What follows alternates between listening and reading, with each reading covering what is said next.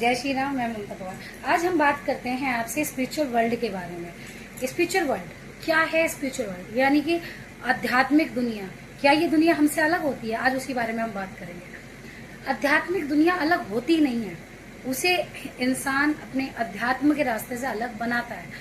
आजकल सबसे बड़ा मिथ पता है क्या रह गया है लाइफ में, कि हमने सुबह उठ के हमने ना मतलब जैसे एक ना जोत जला दिया अपने घर में तो हमने एक आध्यात्मिक हो गई। ये सबसे बड़ा गलत है, सबसे बड़ा मिथ है। आप सुबह जो ना हम जोत जलाते हैं, दिया जलाते हैं अपने घर में, वो इसलिए नहीं जलाते हैं कि मतलब हम आध्यात्मिक रास्ते पे निकल आए। जी नहीं, वो एक हमारी दिनचर्या है, वो हमारे जीने का तरीका है कि हमारे जीने के तरीके में हर धर्म का एक तरीका होता है। उसी तरह एक सनातन धर्म का भी तरीका है कि जब आप सुबह उठते हैं तो सुबह उठ के आपको जो हम दिया जलाते हैं, वो दिया जलाने से एक पॉजिटिविटी आती है। तो इस वजह से हम दिया जलाते हैं, ये हमारी दिनचर्या का हिस्सा है। इससे कोई इंसान आध्यात्मिक नहीं बनता। पहली बात, आज उसी बारे में हम बात करेंगे। अगर आप चाहते हैं कि आपका स्पिरिचुअल अलग हो, आध्यात्मिक दुनिया अलग हो, एक बात बताइए, आप गृहस्थ जीवन से अच्छा अध्यात्म जीवन कहीं आपको नहीं मिलेगा। लोग पता है अध्यात्म के नाम पे क्या कहते हैं? मैक्सिमम हमारे पास इतनी क्यूरीज आती हैं या हम काफी लोगों से बात करते हैं तो हमें एक ना प्रॉब्लम बहुत फेस करनी पड़ती है कि लोगों ने कितनी गंदी सोच बना ली है कि स्पिरिचुअल, अगर स्पिरिचुअल हो रहे हैं तो आप ना मतलब बाबा जी बन गए या साध्वी बन गए। ऐसा कुछ नहीं होता। आपको पता है जो संत होते हैं ना, संत भी गृहस्थ जीवन को प्रणाम करते हैं, क्योंकि उनसे ज्यादा गृहस्थ कोई नहीं होता। क्यों? क्योंकि एक जो गृहस्थ जीवन होता है उसमें बेशक आप मेल को देखिए या फीमेल को देखिए, वो मतलब वही एक जो संत निकलते हैं वो भी तो गृहस्थ जीवन से ही निकलते हैं ना। ये आध्यात्मिक एक सोचने का, विचार विमर्श का ना वो है कि आप ना कोशिश कीजिए चीज को समझने की। अगर मैं गलत हूं तो प्लीज आप मुझे बताइए कि हाँ मैम आप गलत हैं, ठीक है। एक बात बताइए, जो संत, जो पिता होते हैं या माता होती हैं, वो उनके संस्कार होते हैं।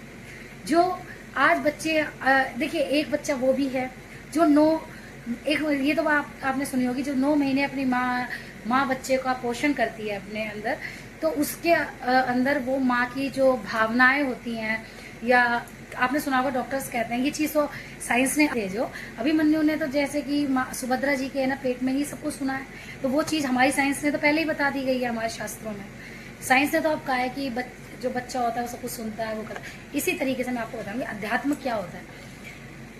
पहली बात, एक बात बताइए, मैक्सिमम लोगों की एक सबसे बड़ी गंदी सोच है कि ना जब हम ना उसमें ओल्ड एज में चले जाएंगे, क्या नाम है, हम सब चीजों से ना बच्चों की शादी कर देंगे या पढ़ा देंगे, लिखा देंगे, उसके बाद हम अध्यात्म को चुनेंगे। एक बात बताइए, अध्यात्म है ये दुनिया में कोई भी चीज है, वो पहले शुरुआत से शुरू होती है। आपके पास आपने 50 साल 60 साल तक कुछ नहीं किया, फिर एकदम अध्यात्म आपके अंदर आएगा कहां से? ये ज्ञान भी आने के लिए तो अध्यात्म होना चाहिए। भगवान का नाम हर कोई नहीं ले पाता, लेकिन हाँ ये बात सत्य है कि भगवान का नाम किसी भी रूप में ले उसका फायदा होता है, लेकिन भगवान का नाम लेना भी बहुत मुश्किल है। इंसान इस जिंदगी में इसी चीज से नहीं निपट पाता। आप एक कोशिश कीजिए, गृहस्थ जीवन इसलिए बड़ा माना गया है, अध्यात्म के लिए भी। आप है सुबह पूजा करिए। गृहस्थ जीवन में सबसे बड़ा काम आप ये कीजिए कि आप अपने बच्चों को देख रहे हैं, अपने पति को देख रहे हैं, और जो पति है वो अपने घर को चलाने के लिए कितनी मेहनत कर रहे हैं, बच्चों को देख रहे हैं, एक फ्यूचर, एक भविष्य बना रहे हैं, ठीक है। तो गृहस्थ जीवन इसलिए बड़ा, और लेकिन उसके साथ साथ हम इस चीज को चलाते चलाते अगर भगवान का नाम ले रहे हैं, किसी के साथ अच्छा कर रहे हैं, वही उससे बड़ा संत कोई नहीं है। हाँ, हम साधु संत को पूछते हैं, वो बहुत अच्छी बात है, क्योंकि वो साक्षात परमात्मा है, हमें रास्ता दिखाने आते हैं, ठीक है। लेकिन उससे भी बड़ी बात है, आप अपने ना गृहस्थ जीवन को ही, घर से बड़ा मंदिर इस दुनिया में कोई नहीं है, ठीक है।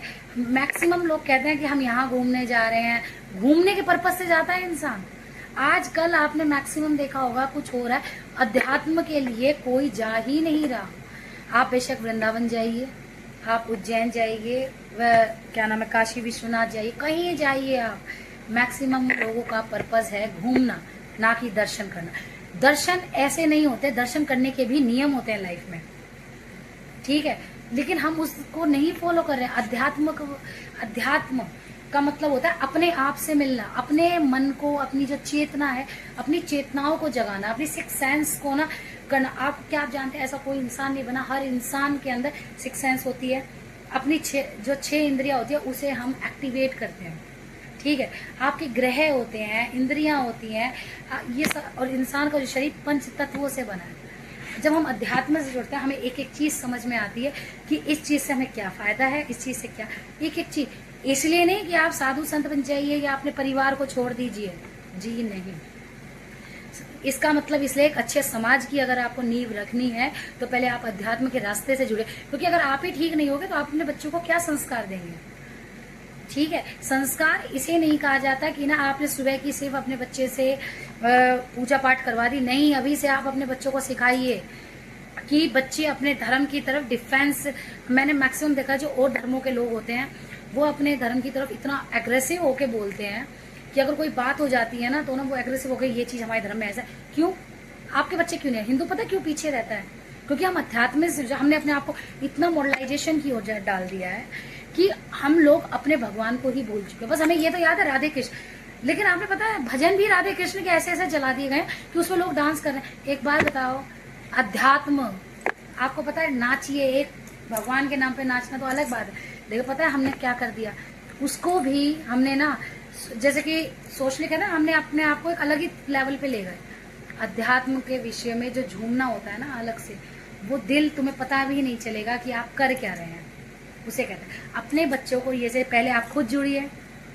एक पति पत्नी को, जब एक गृहस्थ जीवन में एक पति पत्नी को पहले हर चीज में अपने शास्त्रों के अकॉर्डिंग खुद चलना चाहिए, फिर उसका फल अगर आप नहीं भी चाहेंगे ना, आपके बच्चे आपको देख के अध्यात्म के रास्ते पे जाएंगे। आप क्या सोचते हैं आज के 20-30 साल बाद आपने देखा होगा आज भी ज्यादातर चीजें इंडस्ट्रीज, मतलब मशीनें काम, आर्टिफिशियली काम हो रहे हैं, इंसानों से कम हो रहे हैं, मशीनों से ज्यादा हो रहे हैं। सब कुछ बदल सकता है, 20-30 40-50 साल सब कुछ बदल सकता है, लेकिन एक चीज नहीं बदल सकती, और वो चीज है आपकी चेतना, आपकी एनर्जीज, जो पॉजिटिव भी हो सकती है नेगेटिव, वो उसका डिसाइड आप करेंगे कि आप अपने साथ कितने रिलेटेड हैं। इसलिए मैं हमेशा अपनी हर वीडियोस में कहती हूँ कि आप अध्यात्म के साथ जुड़िए। मैं बार बार कहती हूँ अध्यात्म के साथ जुड़िए और अपने धर्म को आगे पहुंचाइए। जब आप अपने धर्म को आगे पहुंचाएंगे ना तो ऑटोमेटिकली आपका परिवार है, आपके बच्चे हैं, सब ऑटोमेटिकली सीख जाते हैं, कुछ नहीं सिखाना पड़ता, ठीक है। एक बात ध्यान रखना, जैसे कि हम कहते हैं ना पिता और माता के गुण बच्चे में आना तय है, तो जब आप अध्यात्म से जुड़ेंगे तो आप अपने बच्चों को कोई सीख दें या ना दें, कोई जरूरत नहीं होती। जो परमात्मा बैठा है ना, ये हमारे अच्छे बुरे कर्मों का फल ऊपर वाला भी करता है, और जो हमारा ये गुण है, बच्चा जो देख रहा है, जिस एनवायरनमेंट में रह रहा है, वो सब उस पे आएगा। और बच्चे के अंदर अपने बच्चों को ये चीज जरूर सिखाएं अपने साथ साथ कि अध्यात्म से शुरू से जुड़ा कैसे जाता है, ताकि अगर कोई और विशेष समुदाय या कोई भी धर्म उसे कहता है कि भाई ऐसे नहीं ऐसे, तो बच्चा उसका हर चीज का जवाब देने लायक हो। तो इसलिए आप हमेशा अपने धर्म के साथ जुड़े रहिए। धर्म है तभी हम हैं, तभी सब कुछ है। अध्यात्म भी तभी है जब तक धर्म है, जब आप अपने धर्म को ही सेफ नहीं कर पाएंगे। लेकिन हाँ, हम होते कौन है? साक्षात परमात्मा। लेकिन हम इतना तो कर सकते हैं ना, हम अपने लाइफ को तो सिक्योर कर सकते हैं। हम अपनी लाइफ को, अपने माइंड को, हर चीज को पॉजिटिविटी में ला सकते हैं, अपनी एनर्जीज को अलायंस करके उसे सिर्फ पॉजिटिव में लगा सकते हैं। हर इंसान के अंदर, हमेशा याद रखना आप, हर इंसान के अंदर दुर्योधन भी है, अर्जुन भी है।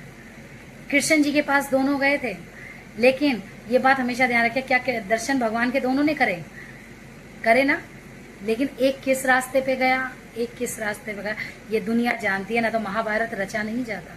इसीलिए भगवान ना, ये हो सकता है कि मैक्सिमम लोग, आपके आसपास लोग आजकल के कलयुग में आडंबर वाले लोग ज्यादा है कि हाँ हम भगवान को पूजे, लेकिन वो भगवान को मानते नहीं है। सही गलत के ये नहीं है कि इसका कर्म क्या होगा जो हमने गलत किया है। आप उस चीज को, हर कर्म को करने से पहले ये सोचिए कि आप आज जो कर रहे हैं उसका असर आज नहीं तो आज के इस जन्म में कहो, बुढ़ापे पे कहो, उसका क्या फल होगा। इसलिए कोई भी कर्म करने से पहले उससे